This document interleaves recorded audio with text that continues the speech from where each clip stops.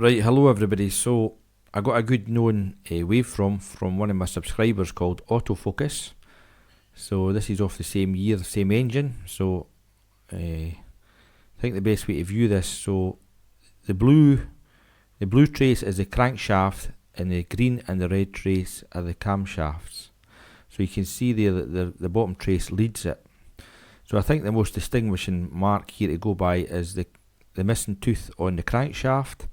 So you can see it's roughly in the middle of this, the trailing camshaft signal, because we'll call this the leading one, and this is the trailing one slightly behind. So if I go to the capture that I've got, that one there, so you can see that's the leading one, and that's the trailing one. Now this bit here is meant to be over here, so I'll just take you back to the other one. See that? It's in the middle of the trailing one, and then I'll take you back to that one there, so you can see it's well out. That should be here. So thanks very much Autofocus for that trace. That's just confirmed what we expected. Right everybody, back again at a little BMW. So one of my viewers, somebody called Power or something like that, chimed in and says you should do a relative compression and check it with number one. So this is my setup. So the yellow channel is to number one, the ignition coil. The amp, I'm sure the amp's built into these, it doesn't really matter for this. So that's yellow is to number one, the ignition coil. Number two, which is the green channel, that goes, I'm just putting that to the power, so I'm looking for my relative compression off of that. So that's number two. And number three channel, which is blue, goes to my in-cylinder pressure transducer. So I've caught my trace here, and in the edit I'll let you see it. So here's an analysis of using the pressure transducer.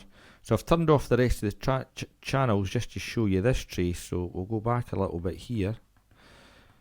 So this is a trace before it's got any pressure in it. So this is going to be cursor 1. So if you look down here, we've got 0.481 in it. So that's atmospheric pressure. So we live under, what is it, 14.7 psi or 1000 millibars. So that's what that registers, 1000 half a volt roughly.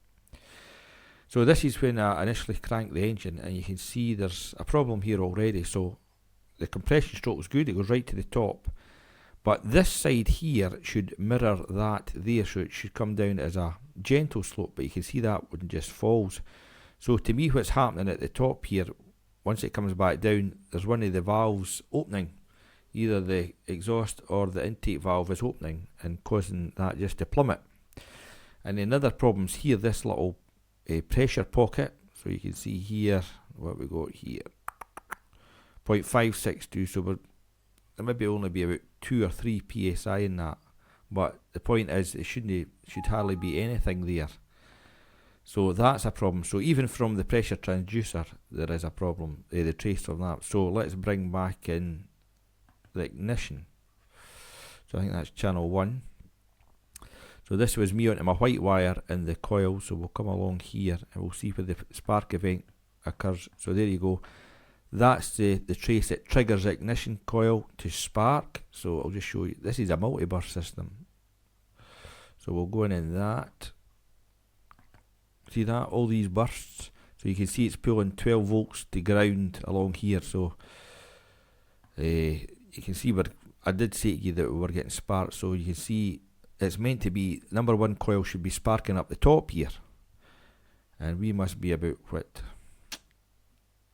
180 plus degrees off. And we'll go, and you can see this reoccurs all right to the very end. So out. So at least it's consistent. It's out all the time.